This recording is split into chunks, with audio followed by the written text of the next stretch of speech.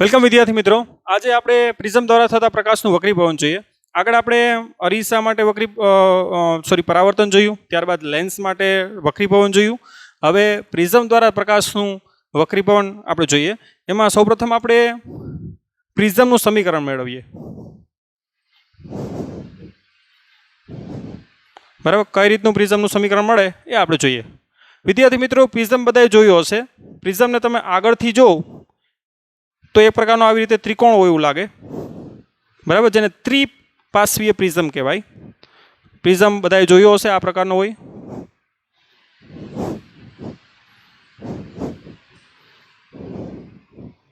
બરાબર, અહીંથી તમે આવી રીતે જોવ તો આ રીતે ત્રિકોણ તમને આગળ લાગશે. માનો કે આ પ્રિઝમ છે એ બી સી છે, બરાબર.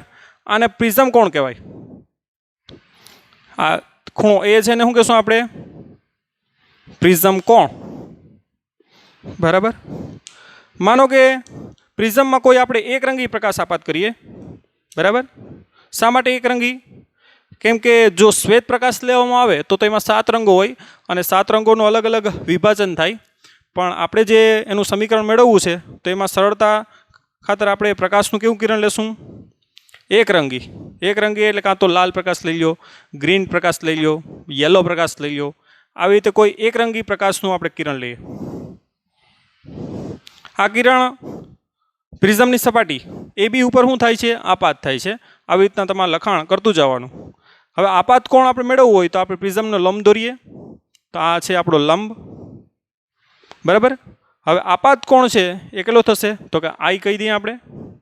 અહીંયા શું થશે? એનું વક્રીભવન.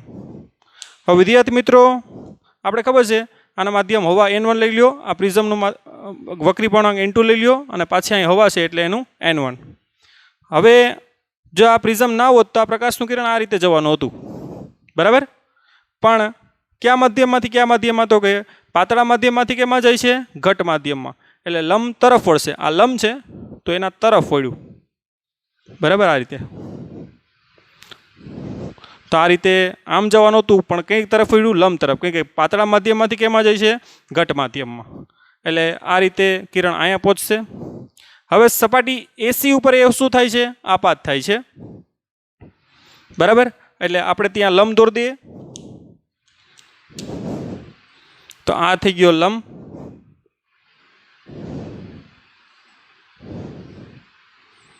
બરાબર. હવે આ જો સપાટી ના હોત તો કિરણ આ રીતે આમ જવાનું હતું, બરાબર. હવે કેમાંથી કેમાં જાય છે કિરણ? ઘટ માધ્યમમાંથી કેમાં જાય છે? પાતળા માધ્યમમાં. એટલે લંબથી દૂર જવાનું છે. એટલે આમ તો જાય જ છે, આ લંબ એનાથી હજી દૂર જશે આમ. એટલે આ રીતે એનું શું થશે? વક્રીભવન, બરાબર. તો આને આપાત કોણ આઈ કહેશું, આને વક્રીભવન કોણ R1 કહેશું. હવે અહીંયા આપાત થાય એટલે એને R2 કહી દઈએ આપણે. અને અહીંયા જે આ કિરણ છે બહાર નીકળે એટલે નિર્ગમન કિરણ કહેવાય. આને નિર્ગમિત કિરણ, બરાબર. જે બહાર નીકળે એ કિરણ આપણે શું કહેશું? નિર્ગમિત કિરણ. અને આ જે લંબ સાથે બનાવેલા ખૂણો, બરાબર, નિર્ગમિત કિરણ, એને નિર્ગમન કોણ શું આપી દઈએ? E આપી દઈએ, બરાબર. આપાત કોણ I, વક્રીભૂત કોણ R1, આના માટે આપાત કોણ R2 અને આ જે નિર્ગમન કોણ છે એને આપણે E કહી દઈએ, બરાબર. આપાત કિરણને આપણે નામ આપી દઈએ PQ, બરાબર. અને PQ R અને S, બરાબર. આ રીતે આપાત કિરણ PQ છે અને નિર્ગમિત કિરણ Q છે RS. તો આ રીતના પહેલાં તો આકૃતિનું સંપૂર્ણ તો આપણે આકૃતિ દોરવાની છે વિદ્યાર્થી મિત્રો. ત્યારબાદ આકૃતિનું સંપૂર્ણ શું કરવાનું છે? આ રીતે વર્ણન કરવાનું છે, બરાબર. હવે આકૃતિનો ભૂમિતિનો ઉપયોગ કરી અને આપણે એનું સમીકરણ મેળવવાના. હવે વિદ્યાર્થી મિત્રો, અહીં ધ્યાન આપજો. જો આ પ્રિઝમની સપાટી 1 અને 2 ના હોત તો આ કિરણ આમ સીધે નીકળી જવાનું હતું. ધ્યાન આપજો. આ પ્રિઝમ ના હોત તો આ કિરણ જે છે એ સીધું આમ જવાનું હતું. પણ જો આ પ્રિઝમ છે એને કારણે એ કિરણ આમ ગયું, બરાબર. તો એનું વિચલન કેટલું થયું? વિચલન એટલે ખૂણામાં કેટલો ફેરફાર થયો, કેટલું દિશા એ ભટકી ગયું. જો વિદ્યાર્થી મિત્રો, આ પ્રિઝમ ના હોત તો આ કિરણ છે એ સીધું આમ નીકળેત, બરાબર. પણ પ્રિઝમ છે એને કારણે વક્રીભવન થયું અને વક્રીભવન કારણે એક કિરણ જે છે આ રીતે એની દિશા બની. તો કેટલી દિશા ભટકી, જેને આપણે વિચલન કહીએ. તો વિચલન કોણ એટલે કેટલો ખૂણો એ બદલ્યું. તો આને આપણે શું કરશું, આપણે પાછળ લંબાવશું. બરાબર, જે RS કિરણ છે એને શું કરીએ આપણે પાછળ લંબાવીએ. એટલે આ ડેલ્ટા જેટલો ખૂણો છે ને, બરાબર, એટલું શું થયું એનું વિચલન. જો જવાનું હતું આમ પણ ગયું આમ, એટલે કેટલો ખૂણો એ ભટકી ગયું, તો કે ડેલ્ટા જેટલો ખૂણો ભટકી ગયું. બરાબર, તો એને આપણે શું કહેશું, ડેલ્ટાને શું કહેશું આપણે વિચલન કોણ. આ જે ખૂણો ડેલ્ટા મળ્યો એને શું કહેશું વિચલન કોણ, કેમ કે એટલું શું થયું એ વિચલન થયું. બરાબર, જવાનું હતું આમ પણ ગયું આમ, એટલે એ આપણો છે વિચલન કોણ. બરાબર, હવે અહીંયા તેને આપજો. હવે આ જે કિરણ છે એને કારણે કેટલું વિચલન થયું, કેમ કે જો આ સપાટી એક ના હોત તો એ આમ જવાનું હતું, પણ એક સપાટી એકના કારણે વક્રીભવન થયું એટલે આમ ગયું, એટલે આને કારણે વિચલન કેટલું થયું Δ1. સપાટી બેને કારણે કેટલું વિચલન થયું, તો કે જવાનું હતું આમ પણ ગયું આમ, તો વિચલન કેટલું થયું કહેવાય આ Δ2. સામસામેના ખૂણા સરખા હોય એટલે Δ2. બરાબર, એટલે Δ1 શું છે, તો કે સપાટી એકને કારણે વિચલન. Δ2 શું છે, તો કે આ સપાટી જે છે ને પ્રિઝમની સપાટી આ રીતની, એ બેને કારણે વિચલન. બરાબર, એટલે Δ1 છે એ સપાટી આ જે એક છે ના કારણે વિચલન છે. વિદ્યાર્થી મિત્રો ધ્યાન આપજો, Δ2 છે એ સપાટી બેના કારણે વિચલન છે, અને ડેલ્ટા છે એ કુલ વિચલન છે. કુલ વિચલન એટલે સપાટી એક અને બંનેને કારણે જે કુલ વિચલન થાય એ છે. બરાબર, એટલે ડેલ્ટા શું છે, તો કે કુલ વિચલન. તો આ રીતના પહેલાં તો સંપૂર્ણ આકૃતિ સમજવી પડે, ત્યારબાદ જ તમે એને મેથેમેટિકલી અથવા ભૌમિતિક રીતે આગળ તમે વધી શકો. બરાબર, તો આપણે પહેલાં શું જોયું, તો કે એક પ્રિઝમ ABC જોયો. એ પ્રિઝમ ઉપર જે સપાટી AB છે આ તમારે લખવાનું થાય, એના ઉપર એક રંગી પ્રકાશ આપાત થાય છે. લંબ સાથે બનાવેલો ખૂણો I, જેને આપાત કોણ કહીએ. આવી રીતે વક્રીભવન થાય, વક્રીભૂત કોણ R2 છે. બરાબર, સપાટી એકને કારણે વિચલન કેટલું થાય Δ1. જો જવાનું હતું આમ પણ ગયું આમ, એટલે Δ1 જેટલું શું થયું વિચલન સપાટી એકને કારણે. હવે આ કિરણ અહીંયા ગયું સપાટી બેમાં અથાણું, એટલે જવાનું હતું આમ પણ ગયું આમ, એટલે વિચલન કેટલું થયું Δ2. એટલે આ સામસામેના ખૂણા સરખા હોય. વિદ્યાર્થી મિત્રો આ જે ખૂણો ટોટલ છે એ છે. બરાબર, ધ્યાન આપજો, આટલો ખૂણો કેટલો છે Δ2. તો સામસામેના ખૂણા સરખા હોય એટલે Δ2 સપાટી બેના કારણે વિચલન છે, અને ડેલ્ટા છે એ આપણું કુલ વિચલન. આટલી વસ્તુ આપણે પહેલાં સમજવાની છે. અને એક ખાસ વસ્તુ કે જે ખૂણો એ છે એને આપણે શું કહેશું પ્રિઝમ કોણ. ઓકે, હવે આપણે પ્રિઝમનું સમીકરણ મેળવીએ. તો વિદ્યાર્થી મિત્રો અહીં જો, અહીં ડેલ્ટા એ અહીંયા ધ્યાન આપો, અહીંયા આપણે M નામ આપી દઈએ, અને આ જે અહીંયા ભેગું થાય એને આપણે N નામ આપી દઈએ. બરાબર, તો ત્રિકોણ Q ડેલ્ટા છે એ કોનો બહિષ્કોણ છે, તો કે QMR નો શું છે બહિષ્કોણ. અહીં ડેલ્ટા એ ત્રિકોણ QMR નો બહિષ્કોણ છે. જો આ ડેલ્ટા છે એ ત્રિકોણ QMR નો શું છે બહિષ્કોણ, માટે ડેલ્ટા બરાબર શું લખાય Δ1 વત્તા Δ2, કારણ કે બહિષ્કોણ હોય તો આ જે ખૂણો છે એનું મૂલ્ય કેના જેટલું થાય, તો આ ખૂણો વત્તા આ ખૂણો જેટલું. બરાબર, માટે ડેલ્ટા બરાબર Δ1 પ્લસ શું થશે Δ2. બરાબર, હવે વિદ્યાર્થી મિત્રો અહીંયા ધ્યાન આપો, સંપૂર્ણ જે આ ટોપિક છે ને એ આકૃતિ બેઝ ઉપર છે. જો આકૃતિને વ્યવસ્થિત આપણે સમજેલી હશે તો આમાં કોઈ પ્રોબ્લેમ થવાનો નથી. હવે અહીંયા જુઓ, I જે ખૂણો છે એ કોના જેટલો છે, તો કે Δ1 પ્લસ R1 જેટલો છે, કારણ કે સામસામેના ખૂણા કેટલા હોય સરખા હોય. એટલે અહીં I બરાબર શું થાય, તો કે Δ1 પ્લસ R1, માટે Δ1 બરાબર શું થાય, તો કે I માઇનસ R1. આ ઉપરાંત તમે જુઓ અહીંયા આ ઈ છે ઈ કોના જેટલો છે તો કે Δ2 પ્લસ R2, કેમ કે સામસામેના ખૂણા સરખા થાય જો, બરાબર. તો અહીં ઈ બરાબર Δ2 પ્લસ કેટલું થાય R2, માટે Δ2 બરાબર શું લખાય તો કે ઈ માઇનસ R2, બરાબર. તો આના ઉપરથી Δ1 Δ2 ની કિંમત મૂકી દઈએ, જે અહીંયા મૂકી દઈએ આપણે, માટે ડેલ્ટા બરાબર Δ1 ની કિંમત કેટલી આવી આપણે તો કે I માઇનસ R1, Δ2 ની કિંમત કેટલી આવી તો કે પ્લસ ઈ માઇનસ R2. સંયુક્ત રીતે આપણે આ રીતે લખી શકીએ I plus E minus common કાઢી લઈએ, એટલે કાઉન્સમાં શું લખાય R1 પ્લસ R2. આ આપણે સમીકરણ મળ્યું, બરાબર. હવે આકૃતિની ભૂમિતિનો ઉપયોગ કરી અને R1 પ્લસ R2 ની આપણે કિંમત મેળવીએ. સંપૂર્ણ જે આ ટોપિક છે એ ભૂમિતિ બેઝ ઉપર છે, બરાબર. અને ખાસ આકૃતિ પણ ખાસ દોરવી પડે સમજીને, ત્યારબાદ ભૂમિતિ પણ આપણે એ રીતે લેવી પડે. તો આ જે પ્રશ્ન છે એ તમને આકૃતિ દોરતા આવડશે, 2-3 વખત આકૃતિ દોરવાની પ્રેક્ટિસ પાડો, બરાબર. દરેક વસ્તુને 2-3 વખત વિડીયો જોઈને સમજો, તો આ ટોપિક તમને કમ્પ્લીટલી સમજાશે, બરાબર. એક વખત સમજાઈ જાય પછી કોઈ પ્રોબ્લેમ થવાનો નથી.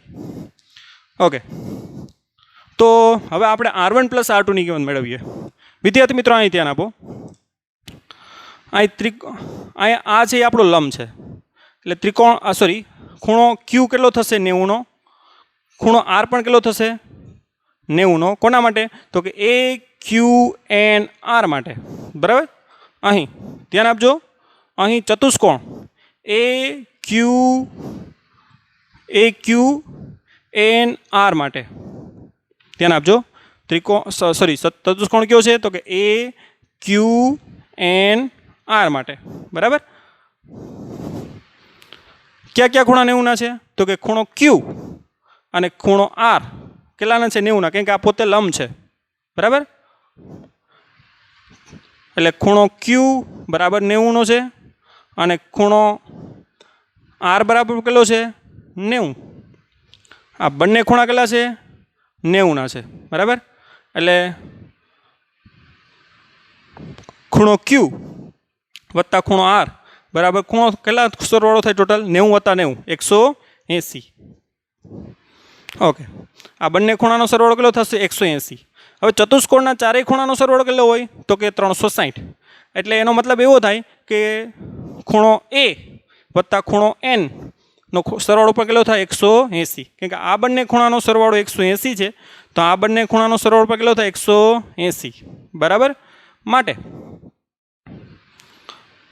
ખૂણો A પ્લસ ખૂણો N, ધ્યાન આપજો, ખૂણો A પ્લસ ખૂણો N એનો સરવાળો પર કેટલો થશે 180. શા માટે? કેમ કે 180 વત્તા 180 360, કેમ કે ચતુષ્કોણના ચારે ચાર ખૂણાનો સરવાળો કેટલો હોય 360. ઓકે, હવે ત્રિકોણ લઈ લઈએ QNR માટે. ત્રિકોણ QNR માટે ધ્યાન આપજો. QNR ત્રિકોણ R1 plus R2 plus N કેટલા થશે? ત્રિકોણના ત્રણેય ખૂણાનો સરવાળો કેટલો થાય 180. એટલે લખશો એના માટે કે R1 પ્લસ R2 પ્લસ ખૂણો N બરાબર કેટલા થશે 180. ઓકે, હવે N ની જે કિંમત છે એ ઉપરથી આપણે મૂકી દઈએ. આને આપણે સમીકરણ 1 આપશું, આને આપી દો સમીકરણ 2, બરાબર. એટલે હવે લખશું આપણે સમીકરણ 2 પરથી, સમીકરણ 2 માંથી ખૂણા N ની કિંમત મૂકતા, બરાબર. N ની કિંમત આપણે મૂકી દઈએ. N ની કિંમત કેટલી થાય તો કે 180 માઇનસ A, કેમ કે આ A છે પહેલી બાજુ જઈ શું થઈ જશે માઇનસ. તો R1 પ્લસ R2 N ની કિંમત શું મૂકશું આપણે ઉપરથી 2 માંથી મૂકશું, અને N ની કિંમત કેટલી થાય ખૂણો છે આ ખૂણો N ની કિંમત કેટલી થાય તો કે 180. આ A ઓલી બાજુ જાય તો શું થઈ જાય માઇનસ, બરાબર. એટલે આપણું જે સમીકરણ છે આ પ્રકાર બનશે R1 પ્લસ R2 પ્લસ આ N ની કિંમત આપણે મૂકી, બરાબર. અહીંયાથી કેટલી થાય 180 માઇનસ પેલી બાજુ જાય તો શું થઈ જાય A, એટલે 180 માઇનસ માપ ખૂણો A બરાબર આ બાજુ શું આવશે 180. 180 એટલે 180 કેન્સલ થઈ જાય માટે R1 પ્લસ R2 બરાબર શું આવશે માપખૂણો એ. માપખૂણો ન લખો તો પણ ચાલે અને એ ડાયરેક્ટ લખો તો પણ ચાલે. જ્યાં એ એટલે શું છે તો કે પ્રિઝમ કોણ, ધ્યાન આપજો બરાબર. તો આ રીતે R1 પ્લસ R2ની કિંમત કેટલી મળી આપણે, પ્રિઝમ કોણ જેટલી મળી એ આપણે સમીકરણ 1માં મૂકીએ બરાબર. એટલે આને આપણે સમીકરણ આપી દઈએ 3. સમીકરણ 1 અને 3 પરથી આપણે શું લખી શકીએ તો કે ડેલ્ટા બરાબર શું આવશે I plus E minus R1 plus R2ની કિંમત કેટલી એવી આપણે તો કે એ જેટલી બરાબર. તો એ તો ડેલ્ટા પ્લસ એ બરાબર I પ્લસ શું આવ્યું E. આ જે આપણું સમીકરણ આવ્યું એને જ આપણે શું કહીએ તો કે પ્રિઝમનું સમીકરણ બરાબર. તો પ્રિઝમનું સમીકરણ આવી ગયું કે ડેલ્ટા પ્લસ એ બરાબર I પ્લસ સી, જ્યાં ડેલ્ટા એટલે શું છે તો કે વિચલન કોણ, એ એટલે પ્રિઝમ કોણ. લખી નાખીએ ડેલ્ટા શું છે વિચલન કોણ, એ શું છે પ્રિઝમ કોણ, I શું છે તો કે આપાત કોણ, E શું છે તો કે નિર્ગમન કોણ બરાબર. તો આ રીતે પ્રિઝમનું સમીકરણ તમે મેળવી શકો બરાબર. આ જે ક્વેશ્ચન છે એ 3 માર્કમાં આ રીતે પૂછાઈ શકે. IMP પણ છે, ઘણી વખત બોર્ડની એક્ઝામમાં પૂછાયેલ છે. સંપૂર્ણ આકૃતિ અને ભૂમિતિ બેઝ ક્વેશ્ચન છે બરાબર. તો ફરીથી વ્યવસ્થિત એને રિવાઇઝ કરો બરાબર અને 2-3 વખત લખો એટલે આરામથી ખબર પડશે. અને જો પણ કંઈ ના સમજાય તો તમે આપણો જે વોટ્સએપ નંબર છે એના ઉપર તમે મને ક્વેશ્ચન પૂછી શકો. ઓકે, તો આપણે હવે નેક્સ્ટ જે છે એ પ્રિઝમનું હવે સમીકરણ આપણે મેળવી લીધું. હવે નેક્સ્ટ આપણે એના વક્રીભવનાંકનું સૂત્ર મેળવશું બરાબર. પ્રિઝમનો જે વક્રીભવનાંક છે એનું સમીકરણ આપણે મેળવવાના છે અથવા સૂત્ર મેળવવાના છે. તો ફટાફટ આનો સ્ક્રીનશોટ લઈ અને લખી લ્યો, પછી આપણે કન્ટિન્યુ જ રાખીએ.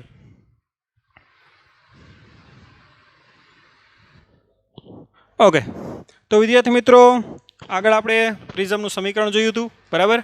હવે પ્રિઝમનું શું મેળવીએ વક્રી ભવનાંકનું સૂત્ર અથવા સમીકરણ મેળવીએ બરાબર. એનો જે વક્રી ભવનાંક છે એ કેટલો થાય, એ કઈ રીતે મપાય, તો એનું આપણે સૂત્ર મેળવીએ. તો એના માટે આપણે તો પહેલાં 2 સૂત્ર આગળ મેળવીએ, લખી નાખીએ. કેમ કે એક પહેલું સૂત્ર લખ્યું પ્રિઝમનું સમીકરણ I પ્લસ E બરાબર એ પ્લસ શું મેળવું આપણે ડેલ્ટા બરાબર. એક રિઝલ્ટ આપણે આ મેળવું અને બીજું રિઝલ્ટ આપણે આ મેળવું કે R1 પ્લસ R2ની કિંમત કોના જેટલી થાય, એ જેટલી થાય બરાબર. આ 2 વસ્તુ આપણે પહેલાં તો નોટ કરી લઈએ. આગળ આપણે 2 વસ્તુ મેળવેલી છે, હવે આપણે એ યાદ રાખવાની છે કે I પ્લસ E બરાબર એનું મૂલ્ય કેટલું થાય તો કે એ પ્લસ ડેલ્ટા, જેને આપણે પ્રિઝમનું સમીકરણ કહીએ. અને R1 પ્લસ R2 એનો સરવાળો કોના જેટલો હોય તો કે પ્રિઝમ કોણ એ જેટલો હોય. આ 2 રિઝલ્ટ આપણે યાદ રાખવાના છે પ્રિઝમનું સૂત્ર મેળવવા માટે, વક્રી ભવનાંકનું સૂત્ર મેળવવા માટે. ઓકે, હવે પ્રિઝમનું વક્રી ભવનાંક એક કન્ડિશનમાં જ મેળવી શકો. ગમે એ કન્ડિશનમાં પ્રિઝમના વક્રી ભવનાંકનું સૂત્ર મળે નહીં. એક ખાસ કન્ડિશન જે છે ને એમાં જ પ્રિઝમના વક્રી ભવનાંકનું સૂત્ર મળે. એ કન્ડિશન કઈ, તો એના માટે આપણે એક આલેખ દોરવો પડશે. આ બાજુ આપણે વિચલન કોણ લઈ લઈએ બરાબર y અક્ષમાં, અને x અક્ષમાં આપણે આપાત કોણ લઈ લઈએ. આ બાજુ શું લઈ લઈએ આપણે વિચલન કોણ, જે વિચલન થાય છે ને આપણું એ વિચલન કોણ છે. અને આપાત કોણ જેમ આગળ બદલાવીએ એમ કઈ રીતે વિચલન કોણ કેટલો બદલે, કેમ કે સમીકરણ આપણું એ પ્રમાણે છે જ બરાબર. જે રીતે આપાત કોણ બદલે એ રીતે E પણ બદલે, એ રીતે આપણો ડેલ્ટા પણ બદલે, એ તો ફિક્સ છે આપણું બરાબર. તો એનો આપણે આલેખ દોરીએ. તો એનો આલેખ તમે પ્રેક્ટિકલી દોરી શકો, જે આપણે ડાયરેક્ટ ડ્રો જ કરવાનો છે. તો એનો આલેખ આ રીતે બનશે કે શરૂઆતમાં સપોઝ કે આપાત કોણ આ 0 છે, જો લંબ સાથે બનાવેલો ખૂણો કેટલો 0. આપાત કોણ આમ કરતા જાઓ, વધતો જાય વધતો જાય વધતો જાય વધતો જાય. અહીંયા આપાત કોણ કેટલો થઈ ગયો 90 બરાબર. અહીંથી જો લંબ સાથે આવી રીતે જ કિરણ આપાત થાય કેમ કે આ પોતે લંબ છે ને, તો આપાત કોણ કેટલો થાય અહીંયા 0.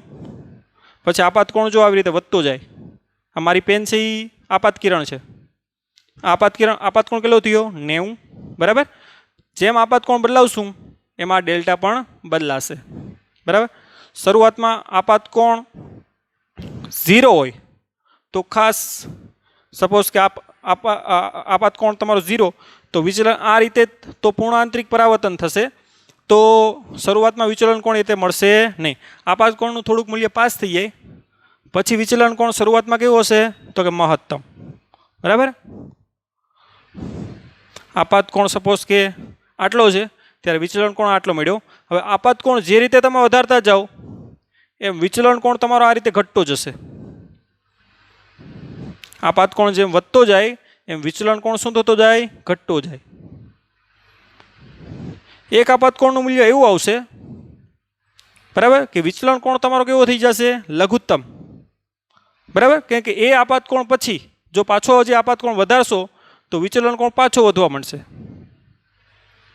બરાબર. ધ્યાન આપજો. પહેલાં આપાત કોણનું કોઈ આ મૂલ્ય અહીંથી સ્ટાર્ટ કર્યું, એના માટે વિચલન કોણ મેક્સિમમ છે, કેમ કે 0 હોય ત્યારે તો બહુ મેક્સિમમ હોય. બરાબર. એપ્રોક્સિમેટલી અનંત પણ ગણી શકો, કેમ કે પૂર્ણ આંતરિક પરાવર્તન થાય. બરાબર. અનંત તો ન થાય કેમ કે મેક્સિમમ 180 હોઈ શકે. બરાબર. 360 હોઈ શકે. તો અહીંયા ધ્યાન આપો કે આપાત કોણનું અહીંથી મૂલ્ય સ્ટાર્ટ કરીએ આપણે, કે આ મૂલ્ય માટે વિચલન કોણ આટલો છે સપોઝ. હવે જેમ જેમ આપાત કોણ વધતો જાય એમ વિચલન કોણ જો ઘટતો જાય, આપાત કોણ વધે છે, વિચલન કોણ આવી રીતે ઘટે છે. અહીંયા જો વિચલન કોણ કેવો થઈ ગયો, લઘુત્તમ. આપાત કોણનું એક ખાસ મૂલ્ય કોઈ એવું મળ્યું આ જેમાં વિચલન કોણ કેવો થઈ ગયો, લઘુત્તમ. કેમ કે એ આપાત કોણ પછી જો વધે તો પાછળનું વિચલન કોણ શું થવા માંડે, વધવા માંડે. આપણો જે વિચલન કોણ છે એ. બરાબર. તો આ આપાત ખૂણે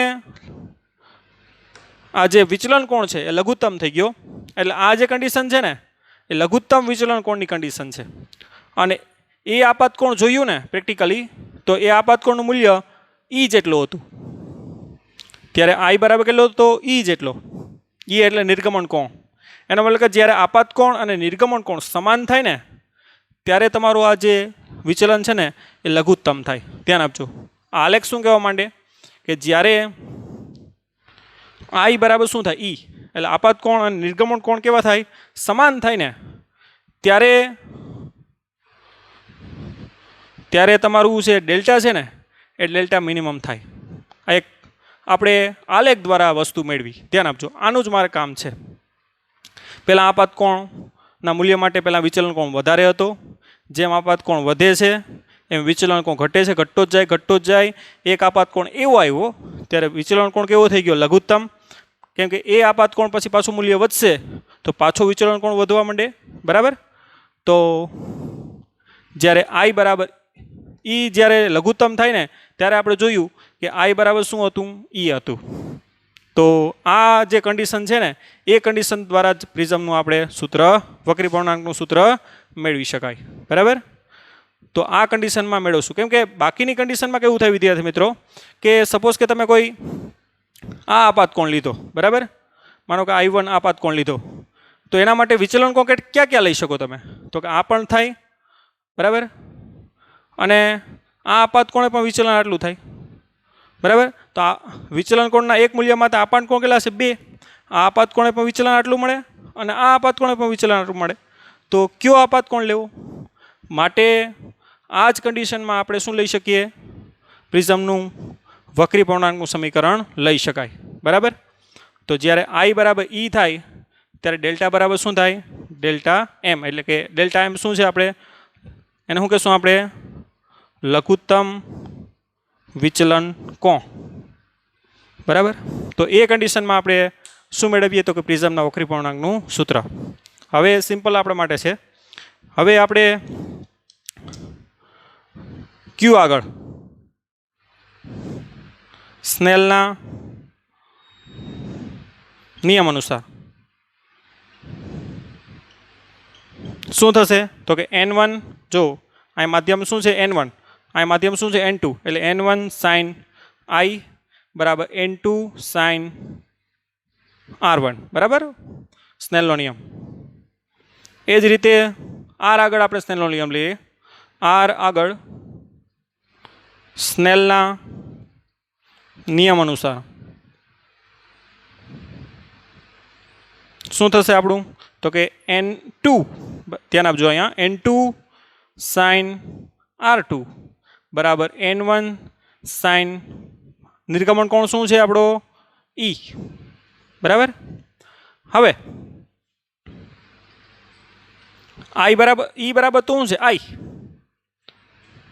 આપણે ક્યાં લઘુત્તમ વિચલન કોણની કન્ડિશનમાં લખ્યું?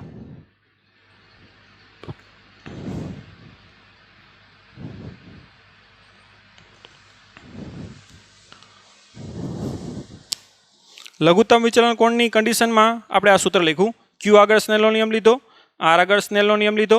હવે E બરાબર તો શું છે? I. માટે N2 સાઇન R2 બરાબર N1 સાઇન શું થશે? I. કે E બરાબર શું થાય? I. હવે N1 સાઇન I ની કિંમત તો છે જ આપણી પાસે. કેટલી છે? N2 સાઇન R2 બરાબર. માટે ધ્યાન આપજો, N2 સાઇન R2 બરાબર N1 સાઇન I ની કિંમત કેટલી છે? અહીંયા ઉપરથી સમીકરણ 1 ઉપરથી બરાબર.